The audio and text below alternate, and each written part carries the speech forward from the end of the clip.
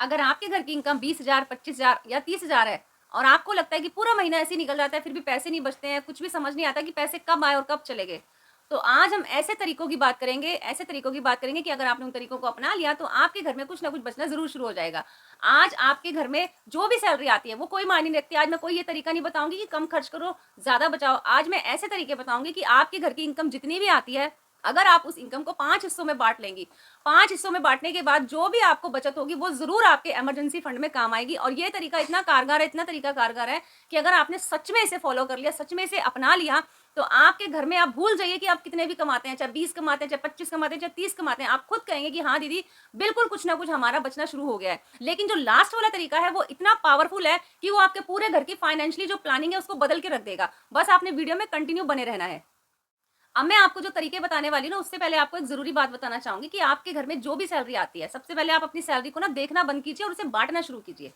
हम क्या करते हैं, जैसे हमारे अकाउंट में सैलरी आती है या फिर इनकम आती है, तो हम क्या करते हैं, शुरू में ही मकान का किराया हो गया, ईएमआई हो गई, दवाइयाँ हो गई, स्कूल की फीस हो गई, राशन हो गए और भी कई खर्चे हो गए, या कहीं जाना पड़ गया या कोई अचानक खर्चा आ गया, सारे खर्च कर डालते हैं। और फिर महीने के एंड में सोचते हैं, अरे कुछ बचा ही नहीं। मतलब बचेगा तो बचाएंगे, नहीं बचेगा तो नहीं बचाएंगे, मतलब हमें ज़रूरत नहीं है। लेकिन आइंदा से आपने ऐसा करना है कि जब भी आपके अकाउंट में सैलरी आए या फिर इनकम आए, तो आपने सबसे पहले कुछ ना कुछ बचाने की कोशिश करनी है। इसके लिए मैं आपको एक सिंपल से फार्मूले बताऊंगी। आपने वो सिंपल से फार्मूले समझ लेने हैं कि आपने किस तरह से सैलरी को 5 हिस्सों में बांटना है। तो आप बिल्कुल वीडियो में बने रहिएगा। अगर आप कोई काम भी कर रही हैं तो आप उस काम को छोड़ के वीडियो 5 मिनट के लिए जरूर देखिएगा। और सबसे पहले मुझे ये भी कमेंट करके बताइएगा कि किस किस के घर में ऐसा होता है कि सैलरी कितनी भी आए लेकिन महीने के एंड में बिल्कुल ठन ठन गोपाल हो जाते हैं और कुछ भी नहीं बचता है। आप मुझे कमेंट करके अभी बताइए। अब बांटते हैं अपनी हम इनकम को 5 हिस्सों में। पहला हिस्सा घर का ज़रूरी खर्च, ये होगा हमारा पहला हिस्सा। इसमें हम क्या देखेंगे, इसमें हम मकान का किराया, ईएमआई, स्कूल की फीस, बच्चों की ज़रूरतें, ईएमआईज़ हो गई और कोई दवाइयाँ हो गई, कोई राशन हो गया, कोई बिजली का बिल हो गया और भी कई ज़रूरी खर्चे होते हैं जो आते हैं, वो हम मानेंगे हमारे पहले हिस्से में। यानी लगभग जितनी भी हमारी इनकम आ रही है उसका 50 से 55% हम इसमें रखे जाएँगे। लेकिन अगर आपके मकान का किराया ज़्यादा है तो ये हिस्सा थोड़ा-सा बढ़ भी जाता है। अब आपने समझना क्या है इसमें कि जब आप पहले हिस्से को अलग करेंगे, अपनी इनकम से पहले हिस्से को अलग करेंगे, तो आपने इसमें ज़रूरी और गैर ज़रूरी चीज़ों को समझना है। सबसे पहले आपके घर में क्या ज़रूरी है? बच्चों की स्कूल की फीस, ज़रूरतें, राशन, दवाइयाँ, मकान का किराया, बिजली का बिल और भी कोई ऐसे ज़रूरी खर्चे हैं, वो आपके लिए बहुत ज़्यादा ज़रूरी हैं। लेकिन जो गैर ज़रूरी खर्चे हैं, वो है हमारी ऑनलाइन शॉपिंग, वो अभी रुक सकती है, अभी हमें ज़रूरत नहीं है। कोई ऐसे खर्चे हैं जैसे हमने घूमने जाना है या हमने कुछ खरीदना है जिसकी हमें अभी ज़रूरत नहीं है, वो भी रुक सकते हैं। अगर आप इस हिसाब से चलेंगे और सैलरी के पहले हिस्से को इस तरह से एडजस्ट करेंगे, तो आप महीने के एंड में 500 से 1000 रुपए तक बचा सकती हैं। अब आते हैं हम दूसरे हिस्से पे। दूसरा हिस्सा हमारा आता है इमरजेंसी फंड।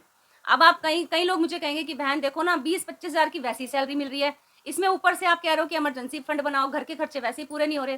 भाई चाहे कुछ भी हो जाए, ये तो हमारे लिए बहुत ही ज़रूरी है। कभी भी इमरजेंसी आने पर आप पैसा जमा करना नहीं सोच सकती हैं। आप सोचेंगे कभी कोई इमरजेंसी आ गई तो भई अब मैं जोड़ लूँ पैसे। भई इमरजेंसी सर पे खड़ी हुई है, आपको पैसों की उस टाइम ज़रूरत है। लेकिन इमरजेंसी आने से पहले आप तैयारी ज़रूर कर सकती हैं। आपने क्या करना है, आपके घर की इनकम कितनी भी हो, लेकिन आपने बहुत कोशिश करनी है, बहुत कोशिश करनी है कि कम से कम आप 1000 रुपया महीना आपको निकालने ही निकालने हैं। मैं ज़्यादा नहीं बोल रही, सिर्फ़ 1000 रुपया महीना निकाल रही हूँ। 1000 रुपया अगर आप हर महीने नियम से निकालेंगी, तो आपके साल के बनेंगे 12,000 रुपए। 12,000 रुपए कम नहीं होते हैं।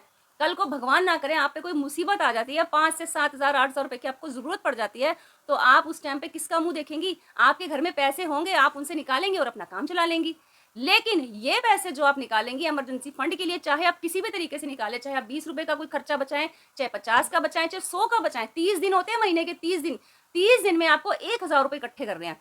1000 रुपए बहुत आसानी से आप निकाल सकती हैं, लेकिन अगर आप कोशिश करेंगी तो कभी आप 20 रुपए बचा लीजिए, कभी आप 30 बचा लीजिए, कभी आप 100 बचा लीजिए, वो आपके ऊपर है। आपने अपनी समझदारी दिखानी है और उन पैसों को निकालना है। लेकिन ये पैसा जब आप इमरजेंसी फंड के लिए निकालेंगी, तो इन पैसों को ये सोच के मत खर्च करना, चलो अब तो दिवाली आने वाली है ना, थोड़े से पैसे निकाल लेते हैं, त्योहार तो मनाएँ, बाद की बाद में देखी जाएगी। चलो शॉपिंग कर लेते हैं, चलो उसकी शादी में जाना है ना, सगन निकाल लेते हैं, यहाँ से सगन निकाल के उसको दे देते हैं। भैया इमरजेंसी फंड का पैसा है, इमरजेंसी पे ही इस्तेमाल होगा। बाकी आपने कैसे मैनेज करना है, त्योहार कैसे मनाना है, शादी में कैसे जाना है, शगन कैसे देना है और कैसे खर्चे करने हैं, वो आपकी हेडेक है। लेकिन इमरजेंसी का फंड का पैसा आपने इमरजेंसी में ही इस्तेमाल करना है। अब आते हैं तीसरे हिस्से पे। तीसरा हिस्सा है भविष्य के लिए सेविंग। भाई भविष्य के लिए सेविंग भी हमने करनी है। अब आप कहोगे दीदी कैसे? हमने करनी है, हम करके दिखाएंगे। अब आपने क्या करना है, भविष्य के लिए आपने लॉन्ग टर्म के लिए सेविंग करनी है। जैसे कि बच्चों की पढ़ाई हो गई, शादी हो गई, कुछ ऐसी इमरजेंसी होगी, आपने कुछ सालों में अपना मकान लेना है या मकान का काम करवाना है, मतलब लॉन्ग टर्म के लिए आपने सेविंग करनी है, उसके लिए आपने पैसे जमा करने हैं। अब आपने पैसे कैसे जमा करने हैं? आपने इन्वेस्टमेंट शुरू कर देनी है। छोटी रकम से शुरू कीजिए, ज़्यादा बड़ी से मैं नहीं बोल रही। आपने 1000 निकाले इमरजेंसी फंड के लिए, वो तो छेड़ने ही नहीं है, उसको तो बिल्कुल नहीं छेड़ने। अब आपने बहुत कोशिश करके कम से कम 300 या 500 रुपए हर महीने अलग और करने हैं। उन्हीं पैसों में से आपने अलग करने हैं। 500 मत कीजिए, मैं अभी कह रही हूँ, अगर आपकी 20,000 इनकम है, 500 मत कीजिए, 250 या 300 रुपए निकालिए और एसआईपी शुरू कर दीजिए। एसआईपी में पैसे डालना आप शुरू कर दीजिए। या फिर अगर आपको लगता है कि मैंने बैंक में सेविंग अकाउंट खोलना है, मैं उसमें डाल दूं या फिर आरडी में कर दूं, लेकिन मैं आपको यही तरीका बताऊंगी कि अगर आप एसआईपी में लगाती हैं पैसे, तो वो आपको लॉन्ग टर्म के लिए अच्छा रिटर्न देगा। कम से कम 10-12% हम मान के चलते हैं, लेकिन अगर मार्केट ऊपर नीचे हुई तो ये ऊपर नीचे भी हो सकता है, लेकिन इसमें रिटर्न आपको मिलेगा। लेकिन इसको लंबे समय के लिए रखेंगे, तब बीच में नहीं छोड़ना है। फिलहाल के लिए आप 250-300 रुपए शुरू कर सकती हैं। जैसे ही धीरे धीरे सिचुएशन ठीक होगी, जैसे 2 साल में, 3 साल में, 4 साल में, तो आप रकम बढ़ा सकती हैं। और यकीन मानिएगा, जब आप 10 से 12 साल बाद इन पैसों को देखेंगी, तो इतना कम से कम होगा पैसा आपके पास कि आपका बच्चों का भविष्य हो, चाहे आपने शादी के लिए रखा हो, चाहे आपने खुद के बुढ़ापे के लिए रखा हो, चाहे आपने मकान बनाने के लिए रखा हो, तो आपका अच्छे से उसमें गुजारा हो जाएगा। अब हम बात करते हैं चौथे हिस्से की। उसी सैलरी में जितनी भी मैंने आपको इनकम या सैलरी बताई ना, अब उसी का हमने चौथा हिस्सा निकालना है। एक सबसे बड़ी प्रॉब्लम आती है, जो साल में ना एक बार एक सबसे बड़ा खर्चा तो आता ही आता है, चाहे वो बच्चों के एडमिशन को लेकर हो, बच्चों की यूनिफॉर्म हो, बच्चों की बुक्स हो, राखी हो, दिवाली हो, किसी का शादी ब्याह हो, या फिर कोई ऐसी चीजें लेनी हो, या फिर सर्दियों के कपड़े लेने हो। मतलब कोई ना कोई साल में एक बार तो ऐसा बम्ब फटता ही फटता है हम लोगों पे, कि जब हमें लगता है हमारा पूरे महीने का बजट बिगड़ गया और हमारी पूरी सैलरी तो इन्हीं खर्चों में चली गई है। तो इसके लिए भी आपको पहले से प्रिपरेशन करके रखनी होगी। अगर आपको लगता है कि साल में एक बार ऐसा खर्चा आया आता ही आता है, तो आपने उसी सैलरी में, उसी इनकम में, जो भी मैंने आपको बताई है, आपने उसमें से कम से कम 1000 रुपए अलग और कर देने हैं। चौथा हिस्सा निकाल रहे हैं हम, ध्यान रखिएगा। 1000 रुपए आपने अलग और कर देने हैं। इस तरीके से साल में 12 महीने होते हैं, तो आपने 12 जो 1000 रुपए हैं, ये आपने अलग कर दिए। अब क्या होगा? अब जैसे ही मान लीजिए कभी दिवाली आ गई, कभी राखी आ गई, कभी बच्चों की स्कूल की यूनिफॉर्म लेनी है, सर्दियों की यूनिफॉर्म लेनी है, शूज लेने हैं, या फिर सर्दियों के कपड़े लेने हैं, खुद के लिए लेने हैं, कोई अचानक जाना पड़ गया, कुछ भी ऐसा खर्चा आ गया, तो आपके सर पे बर्डन नहीं पड़ेगा, बोझ नहीं पड़ेगा, आपके घर का बजट नहीं बिगड़ेगा। आप उसके लिए पहले से तैयार होंगी। भाई 12,000 नहीं बचा सकती, कम से कम 10,000 तो बचा सकती हैं। साल में अगर आप 10,000 भी बचा लेंगी, तो ये जो पैसे हैं आपको अचानक से इतने काम आएंगे कि अगर आपके घर में जो सैलरी आती है, इनकम आती है, उसका असर इन खर्चों पर नहीं पड़ेगा। बिल्कुल आसानी से आप आराम से इन खर्चों को झेल पाएंगी। अब बात करते हैं सैलरी के 5वें हिस्से की, यानी छोटा सा पर्सनल फंड। अब आप कहोगे ये क्या होता है दीदी, ये पर्सनल फंड क्या होता है? इमरजेंसी फंड तो सुन लिया था। देखिए, गृहिणी भी एक इंसान होती है, ठीक है? ये नहीं होता कि वो अपनी ज़रूरतों को मार मार के घर के खर्चे जो हैं उनको झेल लेती है, बजट बना लेती है, हर चीज़ अच्छे से मैनेज कर लेती है। लेकिन कल को खुद को, एक गृहिणी को कल को खुद को अपनी कोई पर्सनल चीज़ लेनी पड़ जाए, कोई छोटी-मोटी ज़रूरत उसको आ जाए, या किसी को कुछ देना पड़ जाए, कहीं जाना पड़ जाए, कोई छोटा-सा गिफ्ट किसी को देना पड़ जाए, कुछ भी ऐसी चीज़ें होती हैं, अपने लिए कुछ खरीदारी करनी पड़ जाए, तो उसको पति से माँगने में शर्म आती है। तो इसलिए कम से कम हर महीने, ज़्यादा नहीं, सिर्फ़ 300 रुपए अपने लिए अलग करना सीख लीजिए। वो खुद के लिए, यानी आपके लिए होगा वो 300 रुपया। 300 रुपए अपने आप अलग कर दीजिए, उसी सैलरी में से, उसी इनकम में से, कि ये मेरे नाम के हैं, गृहिणी का पर्सनल फंड है ये, इसको आपने इस्तेमाल करना है। अब ये नहीं है कि आपने 300 रुपए अलग कर दिए, तो उसका मतलब ये नहीं है कि अब पैसे इकट्ठे हो जाएंगे तो आप सोचेंगे अब तो मैं मालिक हो गई। भाई दीदी ने तो वीडियो में बोला था 300 रुपए खुद के लिए अलग करने हैं, मैंने करे, लड़ झगड़ के पति से ले लिए और मैंने कर लिए, अब मैं मालकिन हूँ, अब मैं इसका कुछ भी करूँ। नहीं, ये पैसे भी आप तभी इस्तेमाल कीजिए जब आपको खुद की जरूरत लगे। जैसे कि मान लीजिए कभी आपको कोई सूट साड़ी की जरूरत पड़ जाती है, कि आपके पुराने कपड़े फट गए हैं, ये नहीं कि आप एक्स्ट्रा उठा उठा के भरती रहें। कोई चप्पल टूट गई आपकी, कोई आपको कॉस्मेटिक का सामान लेना पड़ गया, कहीं आपको अचानक किसी के साथ जाना पड़ गया रिश्तेदारी में, या आपको कुछ खरीदना पड़ गया, कुछ खाने का मन कर गया, मतलब छोटा सा हिस्सा अपने लिए अलग रखिए। उसके लिए क्या होगा, आपको बार बार पति से बोलने की जरूरत नहीं पड़ेगी, यानी 300 रुपए आप सिर्फ अपने लिए अलग रख सकती हैं। ये आपके लिए बहुत ज्यादा जरूरी है, क्योंकि गृहिणी भी एक इंसान होती है, वही तो पूरे घर को चलाती है। जब वो पूरे घर को चला रही है, तो उसको खुद के लिए भी दूसरों से मांगने के लिए सोच क्यों? तो इसलिए अपना हिस्सा सबसे पहले अलग करना सीख लीजिए।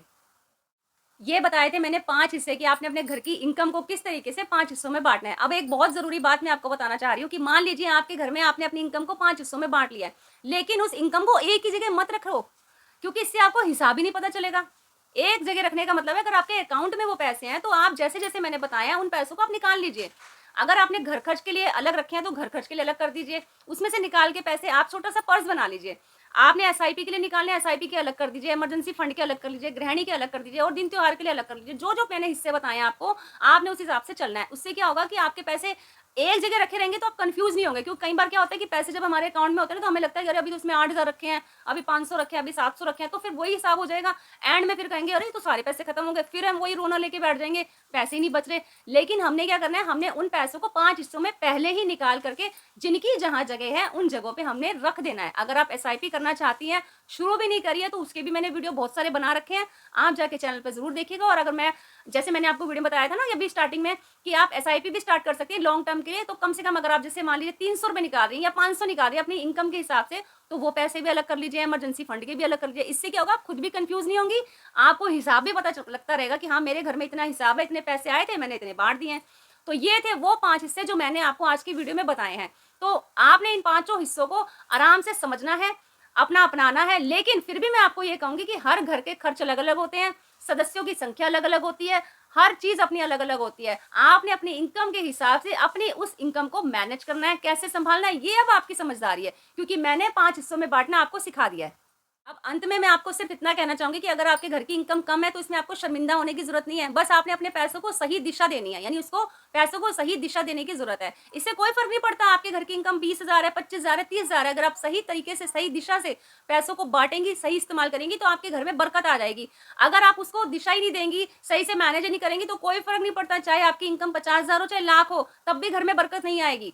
बस आपने पैसों को सही दिशा देनी है, सही से मैनेज करना है और समझने की जरूरत है, फिर देखिए आपके घर में बरकत ही बरकत आ जाएगी। तो ये था आपका आज का वीडियो, जो मैंने आपको 5 हिस्सों में बांटने में बताया कि आपने अपने घर के खर्च के पैसों को किस तरह से आपने 5 हिस्सों में बांटना है। उम्मीद करती हूँ आपको आज का वीडियो बहुत ज्यादा पसंद आया होगा। पसंद आए तो लाइक कीजिएगा, आप लाइक की बहुत कमी कर रहे हैं, मुझे बहुत अच्छा नहीं लगता है, मुझे बहुत दुख होता है। आप कमेंट भी नहीं करते हैं, आप मुझे कमेंट करके बताइए कि आपको वीडियो कैसा लगा है। लाइक कीजिए, दबा के लाइक कीजिए। जितने ज्यादा कमेंट आएंगे, जितने ज्यादा लाइक आएंगे, जितने ज्यादा कमेंट करते जाएंगे, मुझसे सवाल पूछते जाएंगे, उतने मैं आपको सारे सवालों के जवाब इस वीडियो में देती जाऊंगी। अगर आपके मन में कुछ भी सवाल है, मैं तो कह रही हूँ कुछ भी सवाल है, आप मुझसे पूछ सकती हैं, मैं पर्सनली उसका सबको रिप्लाई देने की पूरी पूरी कोशिश करूंगी। तो उम्मीद करती हूँ आपको वीडियो अच्छा लगा होगा। हाइप का बटन जरूर प्रेस कर दीजिएगा और गृहिणी की बात चैनल को भी सब्सक्राइब कर लीजिएगा। मिलते हैं इसी तरह की इंटरेस्टिंग वीडियो में, तब तक के लिए नमस्कार दोस्तों।